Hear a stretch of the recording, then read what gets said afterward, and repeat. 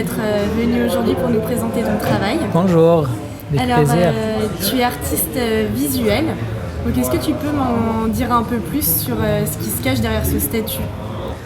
Moi, je travaille plutôt sur les effets visuels sur l'œil de l'homme, en fait.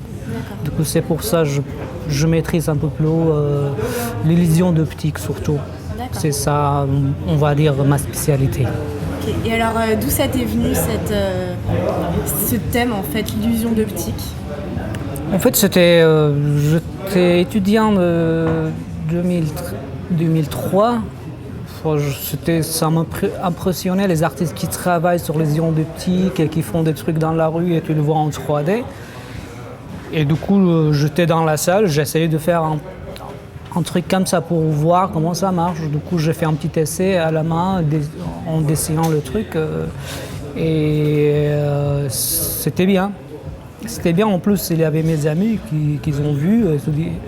Du coup, il y avait un impact sur ces gens-là, sur mes collègues, en fait. Et du coup, je dis, tiens, c'est une bonne idée de continuer de découvrir qu'est-ce qu'il y a derrière ce genre de l'art, en fait, au niveau de l'impact sur les récepteurs, au niveau visuel, au niveau plastique. Qu'est-ce qu'on peut importer à ce genre d'art, en fait. Du coup, j'ai fini mes études sur ce sujet-là. J'ai fait une installation interactive qui est basée sur les ions d'optique et anamorphose. Anamorphose, c'est déformer les éléments visuels pour qu'ils se voient dans un point de vue unique. Et après, dans mes recherches scientifiques, dans mon master, ce qui m'intéressait, c'était les effets visuels sur le récepteur. À quel point on peut contrôler le récepteur pour lui transmettre une information visuelle. D'accord. Et en même temps, à quel point le récepteur, il devient une partie de l'œuvre lui-même. Du coup, mes recherches étaient autour de ce sujet-là. À la fin, il y avait pas mal de résultats que je ne savais pas que ça existait. Par exemple, que pour recevoir une information visuelle, il y a plusieurs types. Ça veut dire si on est tout seul ou on est plusieurs. Si on est avec des amis ou avec des étrangers. Et tout ça, j'analyse chaque fois quand je fais des installations et j'écris dans les recherches. D'accord. Alors là, tu me parles beaucoup du récepteur, de l'impact que ton travail peut avoir. Qu'est-ce que tu cherches à transmettre à ton public? Ce qui m'intéresse, de chercher, d'ajouter des éléments graphiques, visuels, pour voir c'est quoi l'impact. Et pour moi, le plus intéressant, est-ce qu'on peut avoir un moyen de transmettre l'information visuelle fidèlement ou non? D'accord. Et est-ce que tu as un thème commun à toutes tes œuvres, que ce soit les installations ou les tableaux? Je travaille sur le noir et blanc. D'accord. Ça fait à peu près 3 ans. Je pense que je vais continuer encore 13 ans. Parce que c'est déjà au niveau de visuel, il est très riche. Chaque couleur, il n'existe pas en soi. Il faut qu'il soit l'autre présent aussi. Et au niveau de thème ou de concept, je travaille sur le prisonnier. D'accord. Prisonnier physique et prisonnier mental.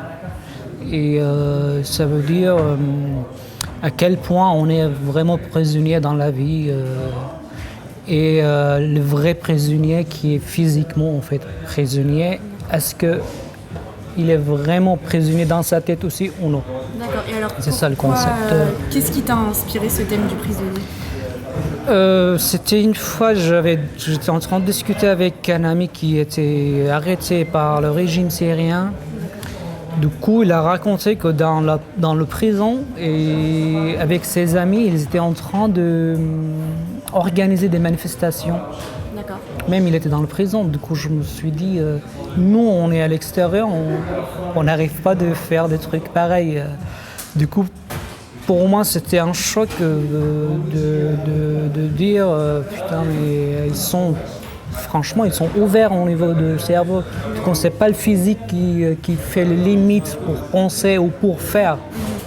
Et là, je voulais, à travers mes installations, dire que Même si tu penses que tu marches dans la rue ou tu vis ta vie, tu penses que tu es libre, c'est pas vrai. On est prisonnier de notre quotidien, on est prisonnier d'aller chez le coiffeur, d'acheter des trucs à manger, d'appeler nos parents, nos proches et tout ça. D'accord. Du coup, il y a une sorte de prison qui existe en fait chez nous. D'accord. Du coup, l'installation, elle est basée sur les ions d'optique. Quand tu rentres dans l'installation, tu ne comprends pas trop parce qu'il est basé sur les ions d'optique et l'anamorphose. Quand tu tournes, normalement, il y a une caméra et un grand écran devant toi. Du coup, quand tu tournes, tu vois l'écran, tu vois toi-même dans l'installation, dans une prison. D'accord. Et du coup, là, ça fait un choc souvent, en fait, chez les récepteurs. Que j'ai pensé que je suis libre, mais apparemment, non. Si on change juste le point de vue, on peut voir une autre réalité. Ouais. D'accord. C'est super intéressant comme concept. Donc cette année, toi, tu as sorti un ouvrage. Tu as beaucoup exposé aussi. Est-ce que là, il y a des choses qui se passent en ce moment pour la fin d'année ou le début 2016 tu as des choses de prévues? Là, actuellement, à la Biennale de Venise aussi, il y a une partie pour la série Je participe. Et mois de décembre, il y aura une expo collective à Nancy, en France. Et je suis en train de préparer une expo aussi à Paris 8, Université. D'accord. Dans la salle, parce que ce qui m'intéresse aussi, ce cible des gens, en fait, les étudiants ou les jeunes, on va dire. Ouais. Ce qui m'intéresse, de faire une installation adressée à ce cible. D'accord, parce que tu essaies de sensibiliser un peu les jeunes publics. Pas forcément, mais ce qui m'intéresse à Paris 8, le mélange qui existe. D'accord. Il y a à peu près, je ne sais pas trop, mais je pense qu'il y a quinzaine de milliers d'étudiants étrangers ou français ou partout. Du coup, ce qui m'intéresse, de différentes cultures. D'accord. Et c'est pour ça que j'aimerais bien de faire ça. Et alors, où est-ce qu'on peut suivre ton actualité, se mettre au courant des dernières expositions? Il y a mon site amadali.fr, il y a ma page Facebook. Souvent, je partage mes événements ou des interviews ou d'autres choses. D'accord. En gros, c'est les deux. Ok. Ouais. Alors, une dernière question. Si tu devais associer ton travail au titre d'un film connu, ce serait lequel? Je sais pas trop, mais je pense qu'il y avait quelqu'un qui m'a dit que mon travail il ressemble un peu à un film qui s'appelle Inception. D'accord, ouais. De Leonardo DiCaprio. Ouais. Je pense qu'il y a une sorte de lésion qui existe aussi. Lésion, je pense que ça va être plutôt ça. D'accord. Et si tu étais un super-héros? Super-héros je suis déjà super-héros.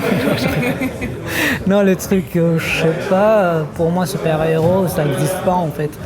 Mais pour répondre tout simplement, on va dire Dali. Ouais, Porta Dali, ouais. Ouais, Salvador Dali peut-être, je sais pas, c'est un héros quand même. En tout cas pour toi, au niveau artistique, d'accord. Ouais, il est rebelle quoi. Enfin. Ouais. D'accord. Et une dernière chose, si tu étais un animal?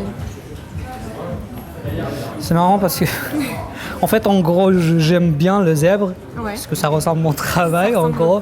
Mais quand j'étais étudiant, on avait un projet aussi, on choisit un animal, et on travaille au-dessus, plusieurs techniques. Et du coup, j'ai choisi rhinocéros. D'accord. Et je l'aime bien, je sais pas pourquoi. Peut-être il est, je sais pas. Et au niveau de son portrait, ou au niveau visuel, il est assez présent, il est fort, il est stable, je sais pas, je l'aime bien. Et il y a l'oc, le pont, c'est l'animal avec... le pont? Ouais, le pont avec plein de couleurs et tout ça. Plumes, oui, les plumes, j'aime bien ça aussi. D'accord. Pourquoi?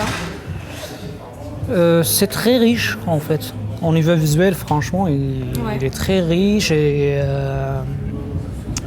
il bouge, même quand il ne bouge pas en fait. D'accord. Ça veut dire avec l'effet de la lumière sur son corps, tu vois, ça donne des effets visuels en fait. D'accord, ouais. Ce que j'aime bien aussi. d'optique, ouais. tout ça. Tu sais. D'accord. Bah écoute, merci beaucoup d'être venu. De rien, merci à vous. Ton travail.